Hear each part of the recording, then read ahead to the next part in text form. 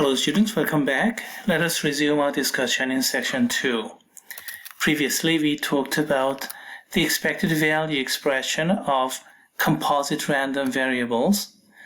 When a random variable y is given by a composite function or an x expression, then we can recycle the probabilities for x, or these pi's, and the pair of values of x, all these xi's, except that you'll have to use the same x expression. Here's an example.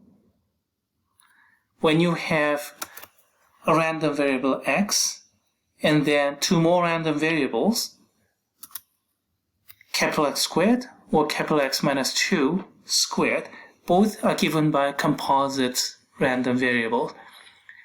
This h here is square function. This h is t minus 2 squared. Let's see, basically it's this. And that's for the first function.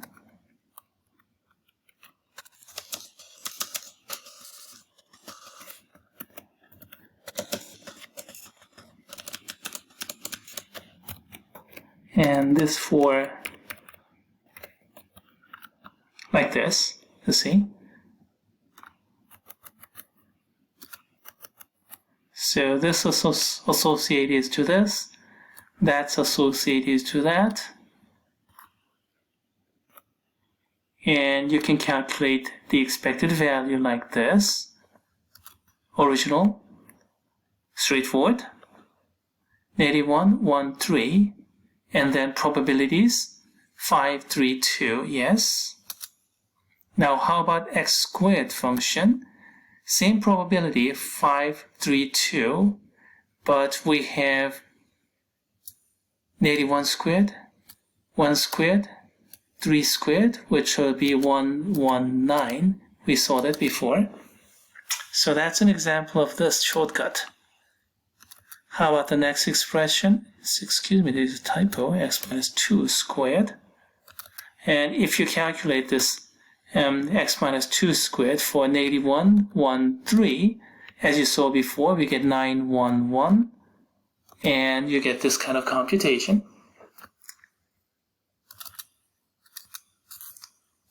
So that's what we saw, and that's for expected value when we have another random variable that is given by the previous random variable.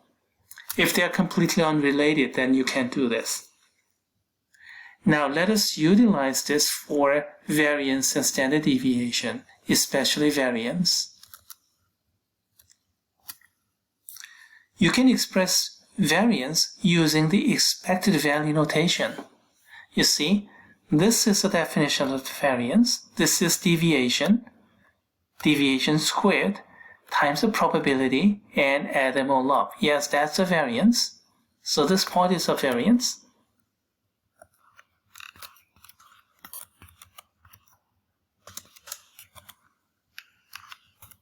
Okay, alright, that's it.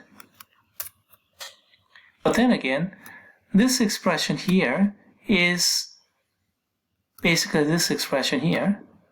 So this is basically expected value of a certain random variable y, where that random variable is this x expression should be x expression for this random variable, which is x minus mu squared. So the variance is actually expected value of another random variable given by this x minus mu squared. Or directly you can write like this, expected value of x minus mu squared like this.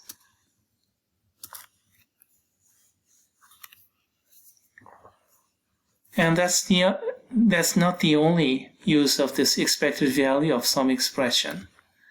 Here is another use of that. Expected value of a composite random variable given by ax plus b. Then you have this linear property. This plus b part you can separate out and take this A out. For variance, this plus B part just disappears. And then I can take A out, but it's squared. And that square is not really surprising because in the definition of this variance, you have to take this deviation squared, so it's squared. So getting square from here is not really surprising. And of course, if you take the square root of that, then you get this first power back again. But in order to have this positive square root, you need this absolute value sign. That's for standard deviation. But this expression is not too much of a deal because it's coming directly from taking square root from the previous expression. So let's not worry about the second expression here, at least for the time being. Now, how about this expression here? Expected value of variance is expected value of x squared minus square of the expected value. So expected value of square minus square of the expected value. Again, we are using this expected value or variance expectation using this pi being recycled. Okay, let's go ahead and let's prove those.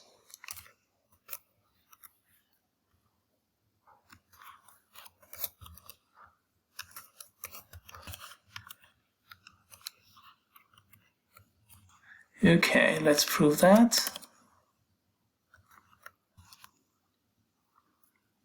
And then this is nothing more than, let me see. No, not there. That's a shortcut, isn't it? Whenever you have h expression like this, right? So this part is nothing more than this. Oops. And then what is this h? It's ax plus b, isn't it? That has to be applied to this payoff value. So ax plus b, there you go. That's the starting point. Does everybody agree? Expected value of this expression. So we have same pi, and we end up with this expression. So this new random variable has expected value recycled from expected value from x in terms of the probability and the payoff value. The h part should be the same, so ax plus b. Now, nothing more than some algebraic manipulation. The first part is rather straightforward, just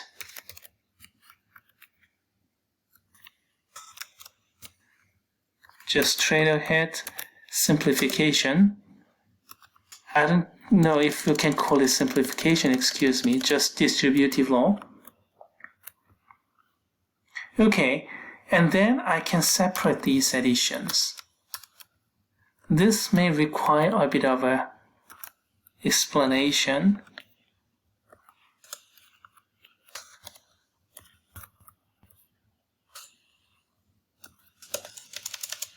What happened here? And basically this is summation, adding up a bunch of things. So basically this is taking place. Something plus something, something plus something, something plus something. Okay, that's enough. And then you can use commutativity and associativity of the addition. You can take this part and then this part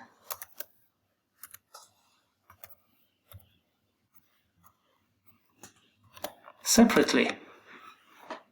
That's basically what this is all about. Here, added these previously, parenthesis plus parenthesis plus parenthesis, but addition is commutative and associative, so add these parts first, and then these parts later, And that's what this summation plus that summation is all about. So whenever you have all kind of summation and pluses, you can separate easily. Next, I can factor a out of there. You see, this is a bunch of addition and same coefficient is common, so this is just distributive law. And same goes here. Bunch of addition with same coefficient, so distributive law, so I can take it out. Now, what is this quantity? Multiply the payoff times probability, payoff times probability, payoff times probability, and add them all up. This is the expected value. This is this. So we just got equals to A times expected value. Now, B times, now what is this quantity? Sum of all the probabilities? That's 1.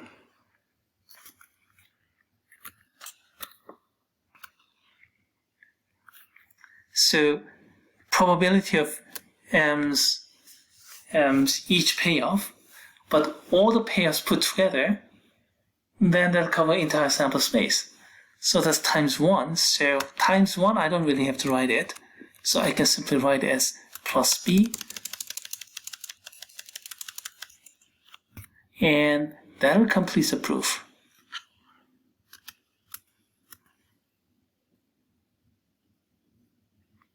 Okay, all right. There goes the proof.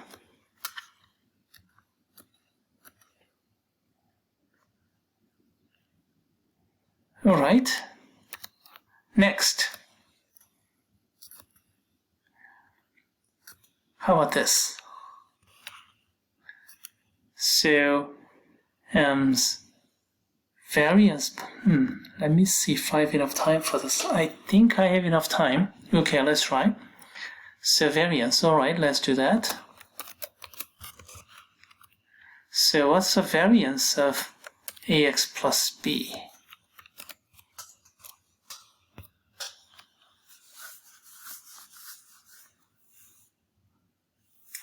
Okay, you can use the same arguments there.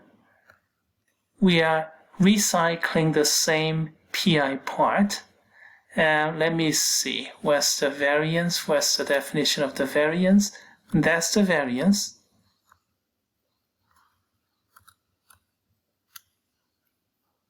But instead of xi, I'm using ax plus b. And then instead of mu, now I have to use the expected value of this ax plus b, which I already have here. So let's recycle this expression, except that this xi, that is for just variance of x, but I have ax plus b, so that has to go here, ax I plus b. So in place of just x, I have ax plus b. Now another one here to work out, not just mu, because this is actually the expected value of x. You need expected value of ax plus b, and it's over here. We already did it. So this is, as a matter of fact, a mu plus b from the previous expression that you already worked out. That may have been a bit difficult to understand, because I'm doing that for ax plus b. Then ax plus b has the expected value of a mu plus b, and that's coming here. Mu is, of course, the expected value of x. Alright, once you have this, now this manipulation is not too bad.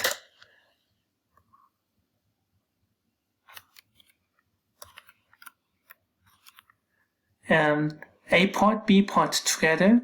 Actually, no, not really, not even that. Plus B minus B, they just cancel each other out.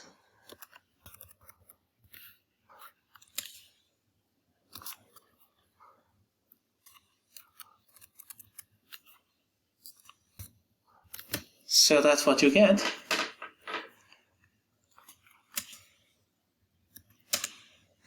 And one more thing. Let's take A's out.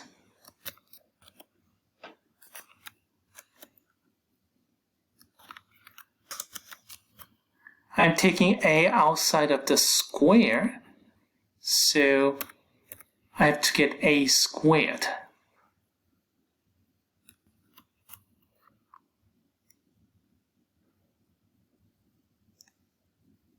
Okay. What is x minus mu? That is the deviation, and deviation squared times, wait a minute, this whole thing is the variance. The variance of x. So this whole thing, oops, well, I missed something. Sorry about that. Missed the negative sign there. So this whole thing is equal to a times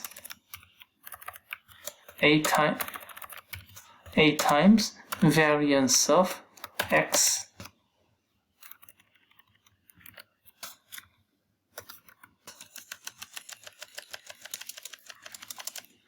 Okay, that completes the proof.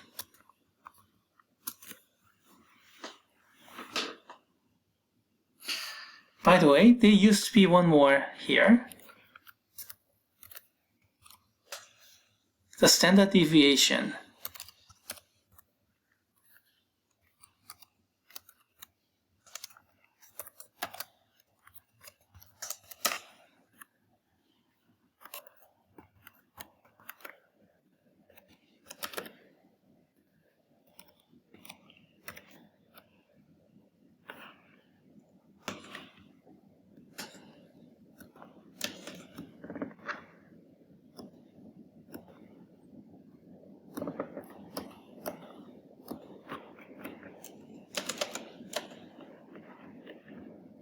Okay, the variant part is done, and then as for the standard deviation part, well, let me copy and paste this thing. This thing is nothing more than the square root of variance of ax plus b, isn't it?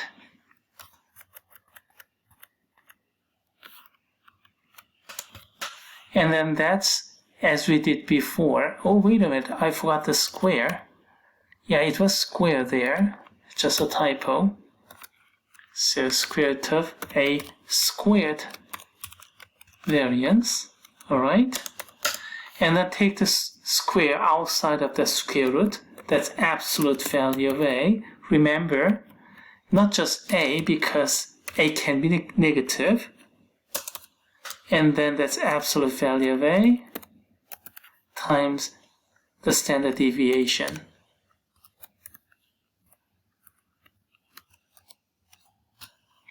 Because standard deviation is square root of the variance. So do you get what we want? Yeah, it's just trivial computation from here, so not much of a big deal. But anyway, we complete it anyway.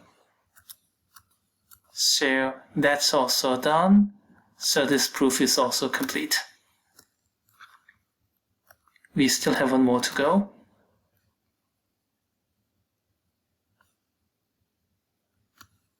I guess we'll do that next time.